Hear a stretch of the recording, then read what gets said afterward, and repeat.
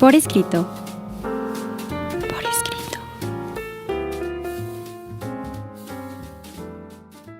Eleva tus sentidos. Estamos en Radio Anáhuac 1670 de AM y también por internet. Este es su programa Por Escrito y el día de hoy nos acompaña. ¿Qué tal? Sean muy bienvenidos. Mi nombre es Cecilia Durán Mena. En este espacio tomamos en serio las letras y estamos verdaderamente abocados a atrapar lectores y escritores para nunca dejarlos ir. Un servidor, Juan Carlos Padilla, también los saluda. Nuestras redes sociales, Jania, por favor. En Facebook estamos como Por Escrito MX, en Twitter Por Escrito _ en Instagram Revista Por Escrito, en Himalaya Por Escrito, en Spotify Por Escrito, en YouTube Revista Por Escrito y los miércoles a las 9 de la noche en Código Libre.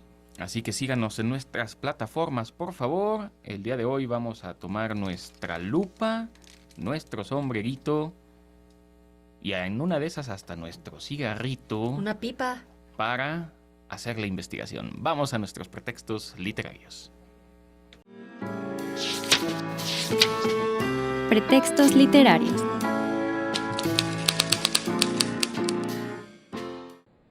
Ya estamos en nuestros pretextos literarios, mi querida Ceci. Sí, me faltó la instrucción, nada más escuchar el recording y me lancé como... Hemos llegado, vamos comenzando nuestros pretextos literarios, mi querida Ceci. ¿Para qué vamos a usar nuestra lupa y nuestro ingenio? Fíjate que los vamos a usar, como dice Chesterton, para lanzar un reto a la inteligencia. Vamos a hablar hoy de un género controvertido, de un género que hay algunos pseudo literatos, pseudo académicos, pseudo intelectuales que lo quieren bajar a que sea subgénero y definitivamente no lo es. Es además el género más popular, es el género más leído, es el género más vendido, y es que el día de hoy además te tengo otro dato que te va a sorprender, y es un género que fue inventado por mujeres. No sabía eso, pero iba a decir, porque también lo traigo preparado, que es un género muy femenino, o quizá uno de los primeros, eso no lo sabría decir, era una hipótesis, en el que la pluma femenina desarrolló como protagonista y como autora. Sin duda. ¿Y de qué vamos a hablar? Hoy vamos a hablar de las novelas de detectives, Juan Carlos. Vamos a hablar de esta fórmula muy, muy estructurada, de esta fórmula en la que tiene que haber siempre elementos. Tiene que haber un crimen, tiene que haber el perpetrador del crimen y tiene que ver quién está investigando el crimen, y por supuesto va a haber distractores, es una complicidad que se lanza entre el que escribe y el que lee. Tú como escritor siempre confías en la inteligencia del lector y el lector siempre confía en que tú lo vas a saber engañar lo suficientemente bien como para sorprenderlo al final. Y es que eso también, aunque lo vamos a desarrollar más en las conversaciones, necesita a un criminal inteligente, un criminal astuto que busque no solo cometer el crimen y triunfar en el cometimiento del crimen. El problema del criminal es doble.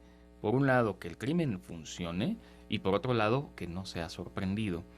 El guión, me gustó mucho la definición, que en la literatura detectivesca la investigación nunca falla y el detective siempre triunfa, aunque parezca que no lo va a lograr. Me parece que es una situación fundamental para que se dé el contexto completo de este, como bien dices, género completo que es el género de detectives. Y es que verdaderamente, a mí me gusta tanto y lo defiendo tanto. ¿Por qué?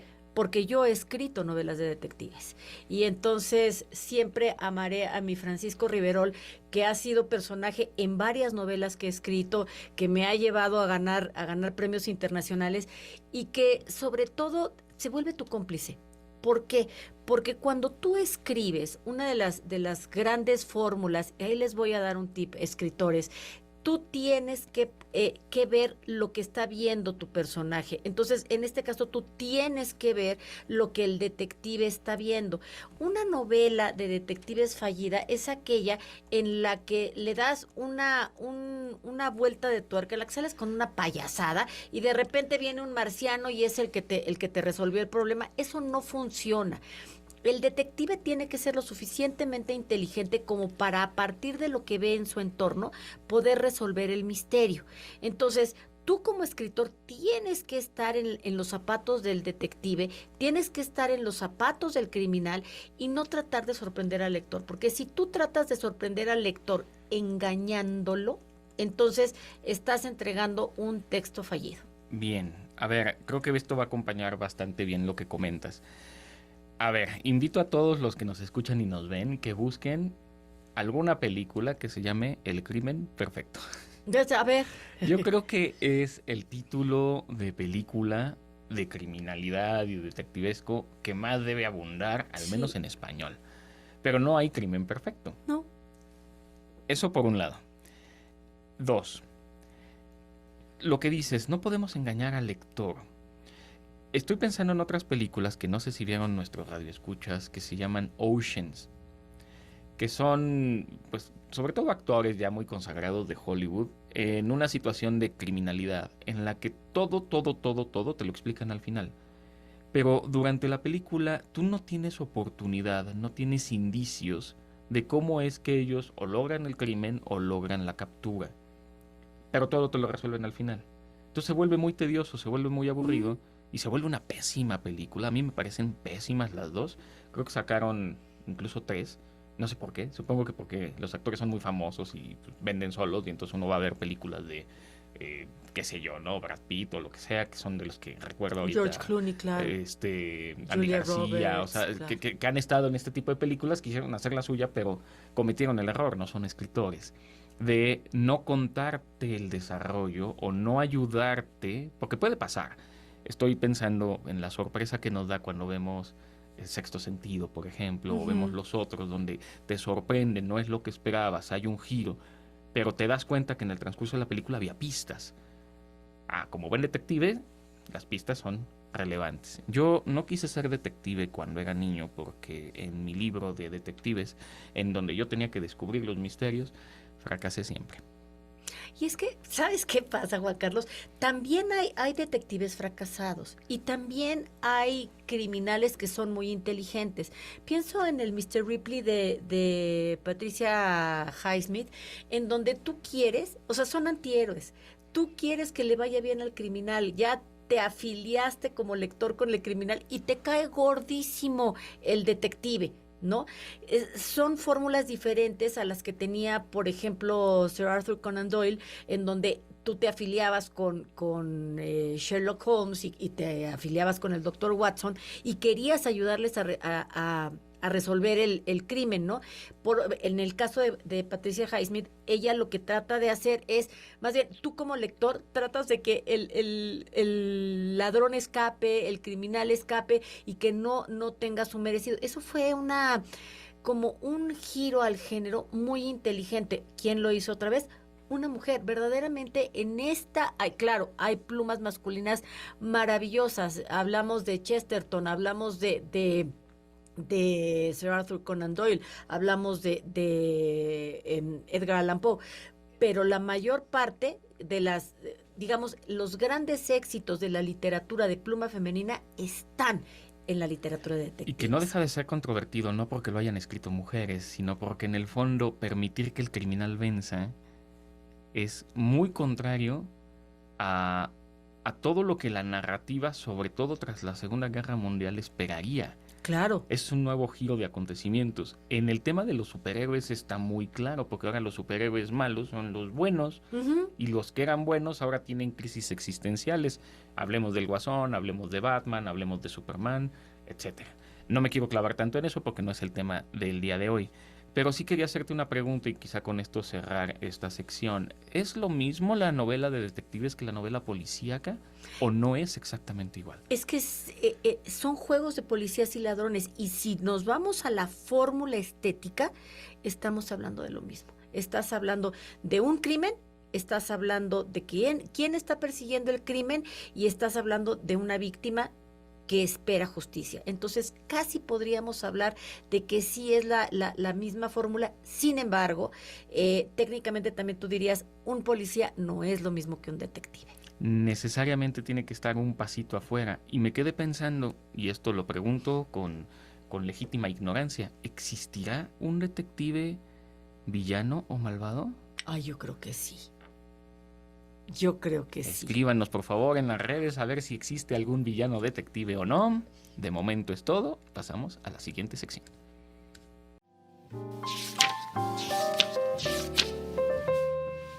Lo desconocido.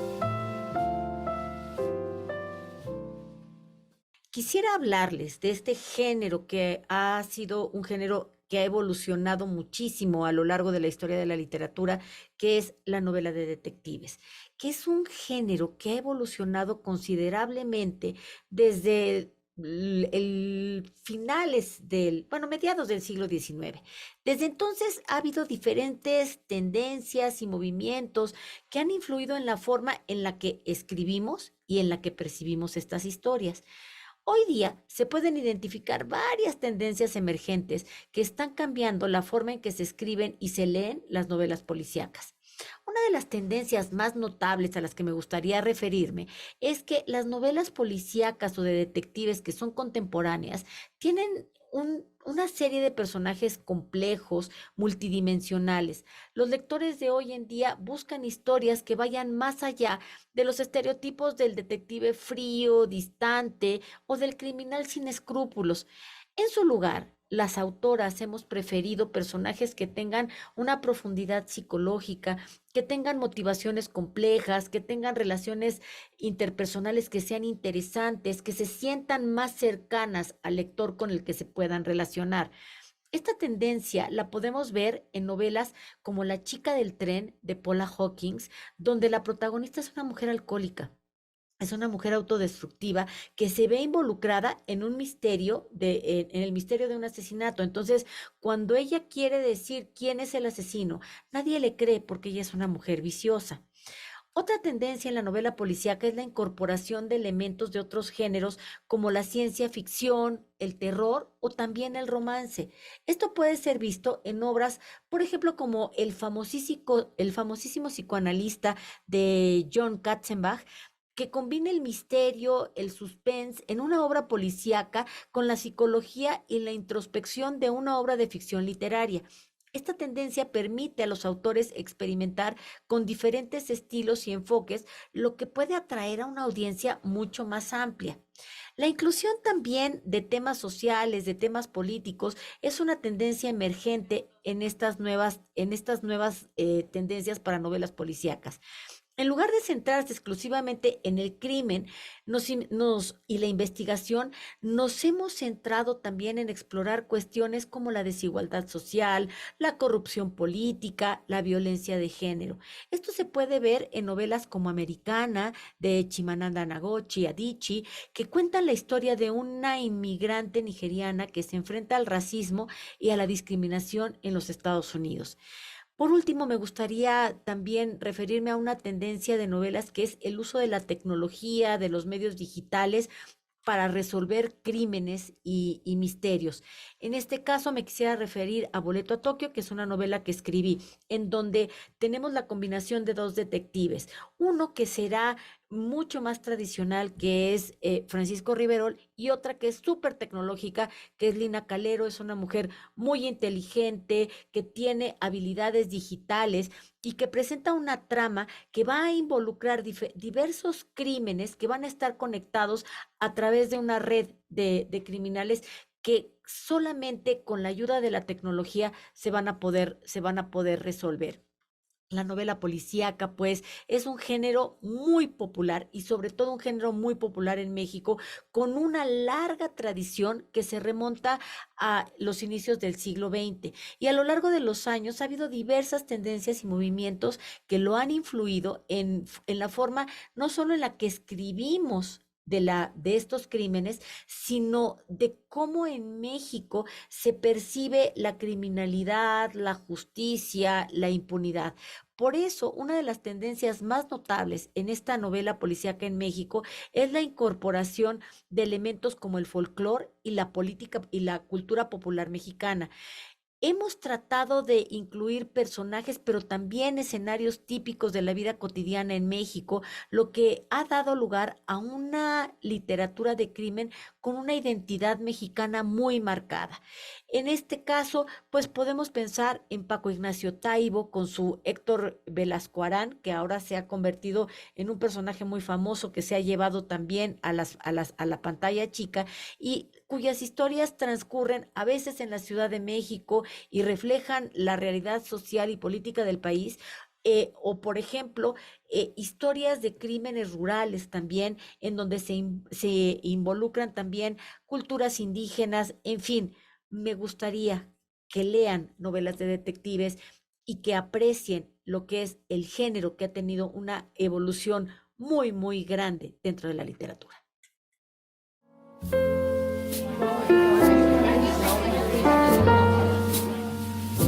Conversaciones. Ya en nuestras conversaciones, mi querida Ceci, a ver,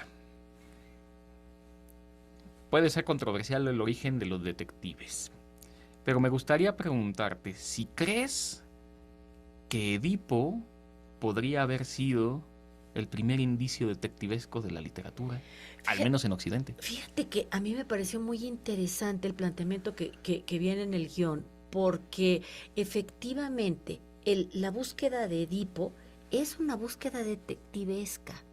Y entonces, en ese sentido, todos los que conocemos, pues este bregar de Edipo, este tratar de buscar y luego lo que encuentra, es una vuelta de tuerca muy, muy fuerte y creo que ahí un lector inteligente, un lector que va siguiendo la vida de Edipo, puede, si se pone de puntitas, atisbar lo que le va a suceder y la gran tragedia que le va a pasar. Yo creo que sí, Juan. ¿Tú qué opinas? Yo creo que coquetea con, pero también que le faltan elementos. Porque al final él no hace la investigación, él manda al oráculo. Luego le traen a Tiresias el vidente. Luego, como haciendo entrevistas, va conectando la información. Tampoco es que él esté buscando resolver un crimen. No hay un crimen. Hay otra cosa que es una peste en la ciudad y él lo que quiere es detenerla. Y lo que le dice el oráculo es, esto va a parar cuando sepas. Bueno, sí es un crimen. ¿Quién mató a Layo, no? Sí, sí, ¿quién es Layo? Aquí es la cuestión. Ahora, sí creo que faltan algunos elementos en la búsqueda, en la astucia, pero claro, no estaban pensando eso cuando escribieron tragedias, que además pensemos que no era literatura o obra literaria como lo que conocemos hoy, sino que era más bien la tragedia, que es un rito religioso en honor a los dioses, ¿no? Creo que hay que tener esa reserva. Yo también lo que pensaría es, creo que vienen de una misma intención y la intención es despertar la inteligencia. Eso sí. Y en ese sentido podrías ver esos antecedentes. Creo también que los que hemos escrito novelas de detective tenemos que haber leído mucho. O sea, no, una persona que no ha leído no puede ponerse a escribir algo así. Y cuando tú te remites a los clásicos, encuentras extraordinarias ideas. Por eso hay que leer los clásicos y esa es mi misión en la vida, estoy invitar a la súper gente a de leer acuerdo. clásicos.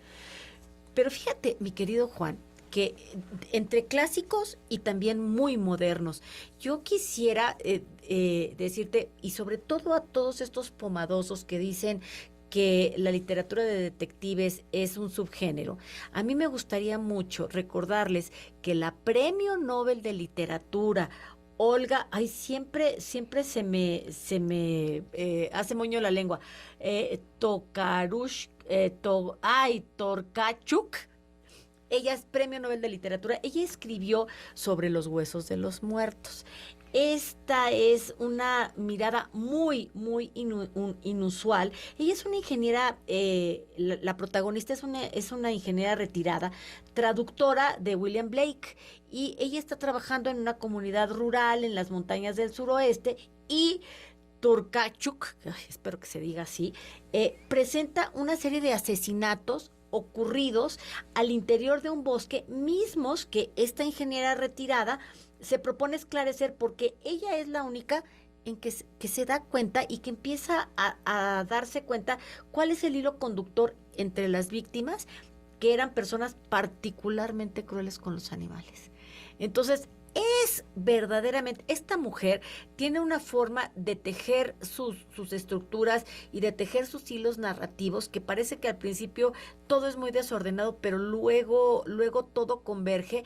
Vale la pena, y los que piensen que la literatura de detectives es un subgénero, lean a Olga Tokarczuk para que vean cómo no, o sea, lo que es un género literario. Lean novelas de detectives. Bien, a ver. Ay, son muchas cosas que quiero decir. Algunos de los grandes detectives, y quizá le dejo el dulcecito un poco a Ceci, se me ocurren al menos 3 masculinos, que son Hercule Poirot, Sherlock Holmes, y para los que sean más jóvenes, tal vez no identifiquen a Dick Tracy. Dick Tracy fue un gran fracaso en Estados Unidos, pero fuera de Estados Unidos tuvo más éxito. Y sí lograron visualmente adentrarnos en el detective, pero es un detective muy poco conocido en realidad, aunque entró con un boom durísimo a finales de la década de los 90. Pero Dick Tracy creo que es un personaje que podríamos rescatar.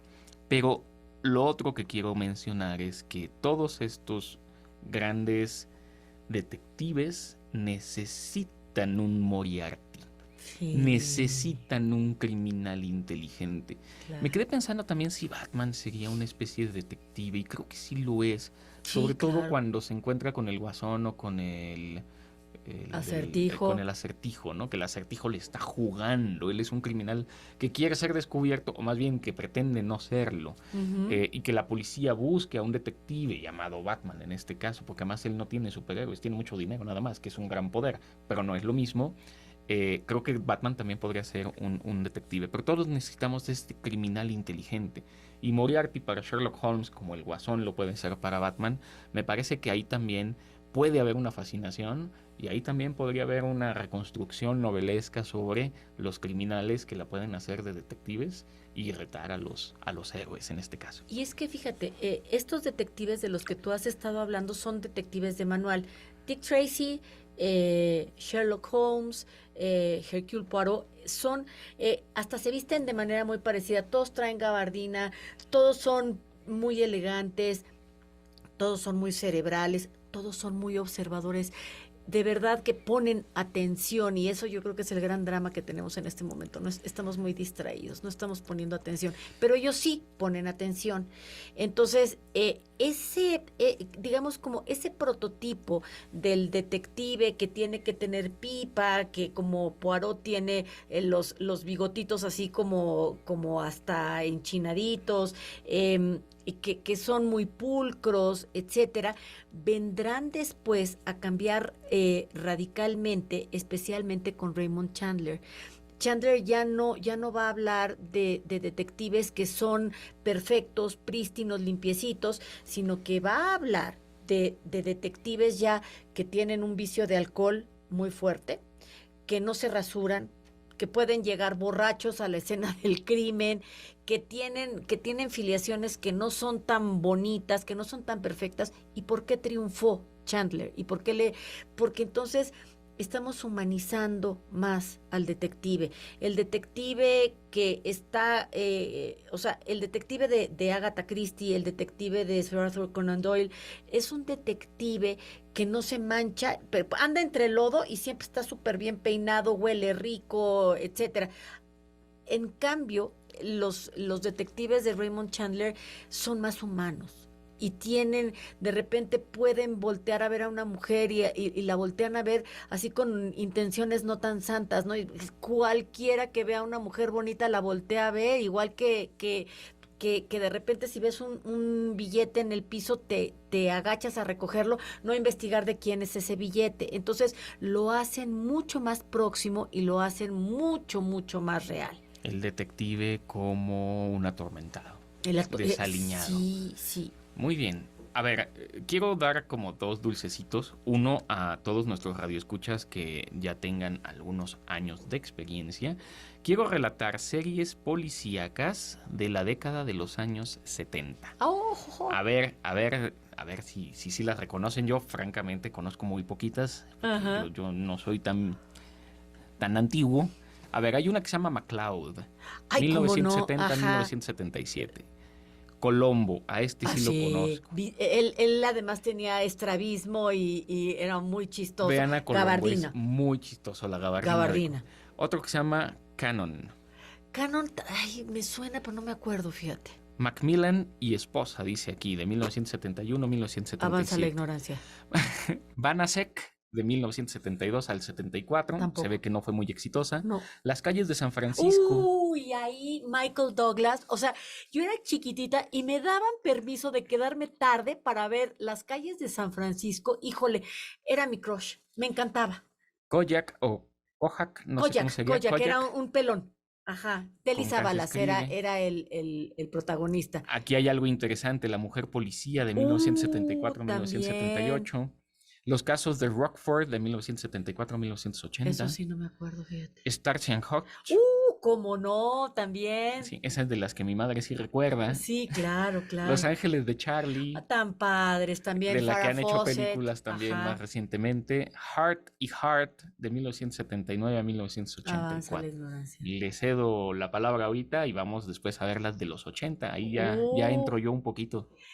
Yo creo que todas estas series fueron muy exitosas. ¿Por qué? Porque venimos de una época de gran producción de novelas de detectives. ¿Quién es la primera en tener así el super hit editorial? Agatha Christie. Agatha Christie es esta mujer que tiene una fórmula muy, muy, muy específica que es, yo tengo que escribir sobre un crimen que está como en una especie de laboratorio en donde voy a tener a todos los sospechosos, todos van a ser sospechosos y no se pueden ir. Lo mismo en un hotel, lo mismo en un tren, lo mismo en un barco, es decir, para tener a todos controlados y claro, como decías, Juan Carlos, la fórmula de Agatha Christie es mucho como la de los crímenes de Ocean, que es, te presento el crimen, te doy a todos los sospechosos y al final el detective es el que se encarga de desentrañar todo el misterio. Me gusta más cómo lo hace Philip Marlowe, porque Philip Marlowe, este detective de Raymond Chandler, te va llevando de la mano y tú vas junto con Marlowe descubriendo quién fue el que lo hizo. No siempre es el mayordomo, ¿eh?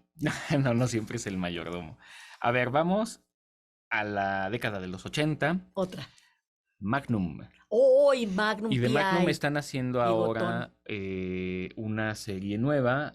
Mis hermanos dicen que está muy buena. Yo, francamente, no soy muy de Magnum. A mi papá le encantaba y además, aunque él nunca usó bigote, pero sí le gustaba como el estilo. Ajá. Diría mi mamá, el estilacho de Magnum. Sí, testosterona por todos lados, sin Canción duda. triste de Hill Street. Avanza. De 1981-87. No. Remington Steele. Remington Steele, sí, por supuesto. También tenemos Pierce Brosnan, ¿no? Cagney y Lancy. No. Corrupción en Miami. No. Se ha escrito un crimen. Luz de Luna. Nuevos policías. No. Estas son décadas más bien noventeras. Ajá. Señal de que se venía abajo y se había Se había dejado de desgastado. producir. Es muy probable que esto haya pasado. Ujú. Me voy a animar a decirlo de una vez, porque aquí es donde me surgió la idea de que el tema del detective también es femenino y no solo por un dulcecito que le traje a Ceci. ¿Te suena el nombre de Angela Lansbury, Claro, cómo no la nos. escritora del crimen? Así Que es. también fue serie de televisión. No sé hasta dónde Excelente. inspirado en Agatha Christie. Ahí no estoy muy seguro. No es En un Miss género que le hallo Marple. tanto. En Miss Marple, porque Miss Marple es la única, digamos, de las primeras detectives femeninas, y luego era muy simpático cuando Agatha Christie ponía a convivir a Hercule Poirot con Miss Marple, pero está inspirada en el personaje de Miss Marple, y ese era buenísimo, un muy buen programa. Es no sé si setentero u ochentero, no venía en la lista, eso me llamó la atención, pero yo la recuerdo a esta mujer detrás de la máquina de escribir, Siempre, sí. ya ciertamente mayor de edad, no se ensucia mucho, pero resuelve todos los misterios con astucia. Y verdaderamente, que era lo que hacía Miss Marple, ¿no? Y creo que por eso es por lo que la novela policíaca ha ido evolucionando y también es una de las primeras, mi querido Juan, que rompe con el orden aristotélico, de primero esto y luego esto, o sea, que el orden cronológico el orden del tiempo, la línea cronológica y el cronograma de la historia difieren. Es decir, si yo te digo, murió el rey, murió la reina y se descubrió que los asesinaron, no es, ¿qué pasó primero? Pues primero los asesinaron. Si yo te digo que los asesinaron, pues ya te quité todo el misterio. Claro. A ver, de hecho voy a platicar de un cuento de Oscar Wilde, que además mis alumnos acaban de leer, y a mucha gente no le gustó y a otros sí. Y es que tiene un problema. El problema es el nombre del cuento. Les platico de qué va y les voy a decir al final el cuento, el nombre. Es un señor que se ve intrigado por una mujer que le parece atractiva, que le parece coqueta, y le da la impresión, y sus amigos le dicen, es que ella guarda un secreto, es que de ella debe tener algún secreto. Y entonces él empieza a perseguir a la chica y ve que se mete constantemente a un cuarto de hotel y después de un rato sale y entonces él se intriga por el secreto y se enamora de la chica y termina casándose con la chica y todavía casado no descubre cuál es el secreto de la chica. Se muere incluso y él sigue pensando que guardaba un secreto. ¿Saben cómo se llama el cuento? La Esfinge sin secreto. ¡Oh! Es fantástico de a mí Oscar me Wilde. parece El problema glorioso. es que pasa como en Muerte en Venecia. Ya sabemos cómo va a acabar la obra. Si yo les cuento La Esfinge sin secreto, ya de alguna manera estamos sabiendo lo que va. Pero hay que leer a Oscar Wilde y esa es un cuentito ¡Qué maravilloso. maravilloso! Fíjate que yo no había leído ese cuento, lo voy a leer. A mí me gustaría recomendar a Javier Marías. Javier Marías es uno de los grandes escritores que españoles contemporáneos. Recién lo perdimos el año pasado. Y él escribió una serie, bueno, ha escrito varios, ¿no? Pero los últimos libros que escribió, uno es Berta Isla y el otro es Tomás Nevison. Se trata justamente de literatura muy, muy refinada y es historia de detectives.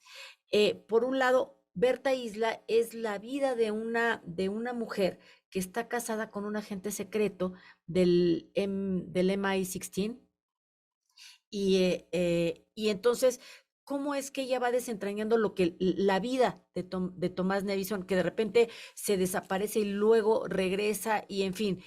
Y Tomás Nevison, que es como la novela espejo, es qué fue lo que pasó en los años en los que Tomás no estuvo con Berta Isla. Muy interesante. Muy interesante y Javier Marías fue un gran escritor, sin duda.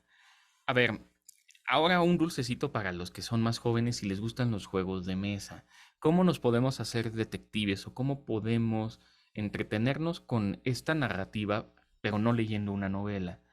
Hay un juego muy popular que se llama Club. Ay, sí, Yo creo que buenísimo. todos lo hemos jugado. Yo nunca he ganado Club, por eso soy muy mal detective. Pero ahora también lo han mejorado, lo han hecho interactivo. Entonces, quieren jugarle al detective, jueguen Club. Es un juego de mesa entretenido, familiar y que nos va ayudando un poco con esta dinámica de cómo jugar a ser detectives. Y otro que les voy a recomendar, muy bueno, más macabro, interactivo, no es un juego económico, pero vale mucho la pena, Las Mansiones de la Locura. Uy. Mansiones de la Locura es un juego de detectives que tienen que resolver misterios basados en la obra de Lovecraft. Mansiones Wow. de la Locura.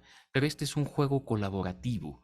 Todos los jugadores están juntos y tienen que resolver el misterio antes de ser devorados por monstruos y marcianos y cosas que se le ocurren a Lovecraft. Es extraordinario porque es colaborativo. Si uno muere, todos pierden. Y es un doble juego, porque no solo es morir físicamente tu personaje, sino que también puede morir mentalmente, se puede volver loco. Oh. Y si se vuelve loco, también pierdes. Entonces, para los más jóvenes, Las Mansiones de la Locura. Yo haría muy mal si no hablo de mi amadísimo Francisco Riverol. Lean Boleto a Tokio, es una novela que yo escribí de una persona que roba al niño Pa. El niño Pa es una figura veneradísima en Xochimilco, pero la ladrona es una chica que además se perdió durante el terremoto de 85, sus padres la están buscando, pero es rescatada por el chaflán.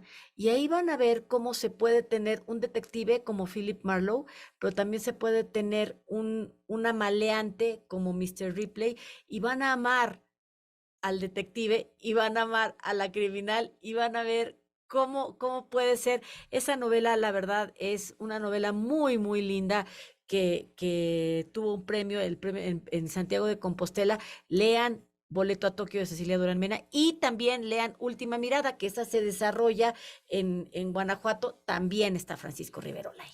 Bien, yo no le he prestado libros a Ceci porque es de las que no los devuelve, Ay, no, pero santa tengo aquí en pierna. mis manos de Mary Benedict El secreto de Agatha Christie, que es una investigación periodística de qué es lo que pudo ocurrir cuando desapareció Agatha Christie. Después de eso solo me resta recomendar escuchar el programa de radio cubano de la década de los 70 de Tres Hay Tres Patines, Patines, qué porque al final chistoso. es un pequeño criminal que va a acabar siempre en prisión y de alguna manera el juez tiene que hacerla de detective para ver si está diciendo o no la verdad y por eso condenarlo. Y finalmente el mejor Sherlock Holmes de las series de televisión, el de la BBC con Benedict Cumberbatch. No se lo pierdan, despedimos el programa. Pues seguimos atrapando lectores para nunca dejarlos ir. Mi nombre es Cecilia Durán Mena. Síganos escuchando, por favor. Un servidor, Juan Carlos Padilla, también se despide, no sin antes agradecer a todo el equipo de producción. Que su vida literaria sea gozosa.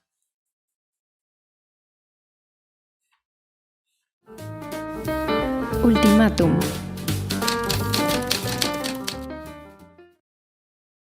Las opiniones han causado más problemas en esta tierra nuestra que las plagas en los terremotos. Voltaire.